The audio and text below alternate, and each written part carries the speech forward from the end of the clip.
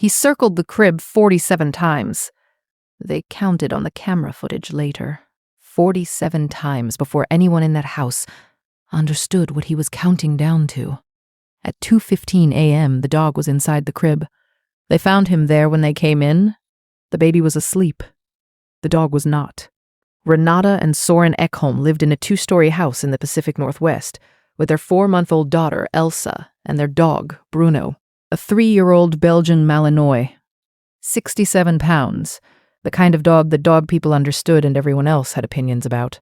Bruno had come from a working dog program that had retired him early due to a minor hip issue that made sustained patrol work impractical. He was not by any measure a typical family pet. He was a working animal in a domestic environment. And those are different things. He had been with Elsa since she came home. His behavior around her was consistent. He positioned himself outside the nursery door when she slept. He followed at a distance when she was carried. He maintained proximity without crowding.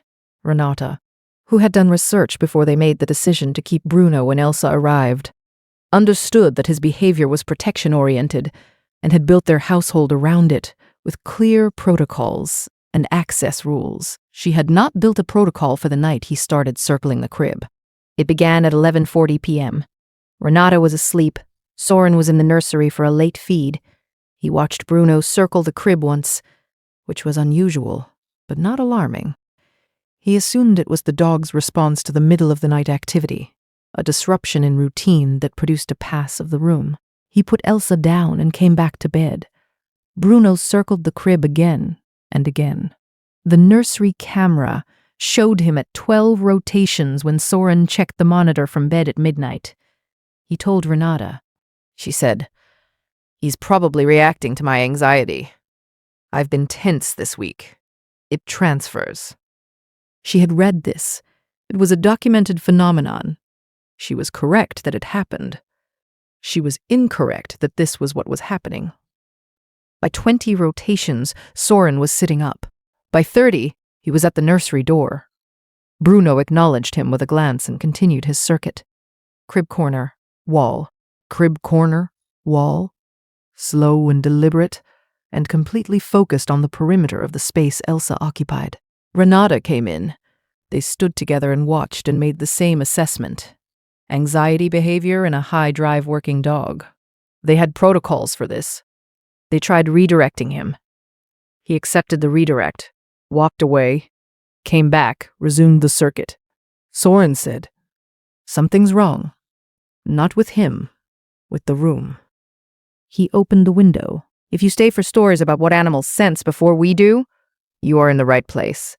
Subscribe so you don't miss the next one." The CO detector in the hallway had a battery that had died 3 weeks earlier. Soren had not replaced it. The nursery had no separate detector. The water heater in the utility closet directly below the nursery had developed a crack in its flue pipe. A hairline fault in the metal elbow joint where it connected to the exhaust vent. It had been venting a small but growing concentration of carbon monoxide into the ceiling cavity, directly above the nursery, for approximately 6 hours. The levels in the room when the fire department arrived with their monitoring equipment were at a concentration that, for a 4-month-old infant, represented a genuine and urgent risk of neurological harm. Elsa was assessed at the hospital by Dr. Schwartz, pediatric emergency medicine, who cleared her at 4 a.m. and used a specific phrase in her notes: early intervention. She told Renata and Soren that the window Soren had opened when he decided something was wrong about the room, not the dog, had been the decision that mattered. Has your dog ever done something that made no sense until it was the only thing that made sense? Tell us in the comments. These stories deserve to be heard. A Belgian Malinois operating at normal olfactory capacity can detect carbon monoxide at concentrations below the threshold of most residential CO detectors. Not because the detectors are poorly designed, but because dogs process molecular-level chemical changes through an olfactory system of a fundamentally different scale than the electrochemical sensors in commercial alarms. Bruno had begun registering the accumulating gas in the nursery hours before any installed device would have triggered.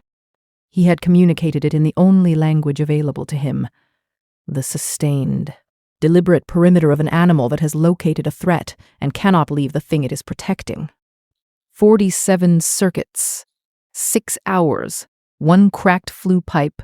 1 dead CO detector battery. 1 working animal in a house where no one knew what he was working on. Every guardian deserves to be recognized, even the ones who never asked for anything in return. If stories like this matter to you, subscribe so you never miss the next one. The flue pipe was replaced. 2 carbon monoxide detectors were installed in the nursery. The battery issue was resolved across every alarm in the house. Bruno's behavioral protocol was updated to include a specific notation.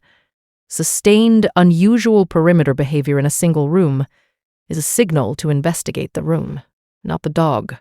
Elsa is 7 months old. She sleeps in the nursery that has been made safe twice over. Bruno still positions himself outside the door when she sleeps. Some nights he goes and some nights he stays, and Renata has stopped trying to read his choice as a statement about her anxiety. He is reading things she cannot read. She has decided that the appropriate response to this is to pay attention. The next story involves a family dog who changed its behavior around the grandmother for 9 days before anyone else in the house noticed what was happening to her.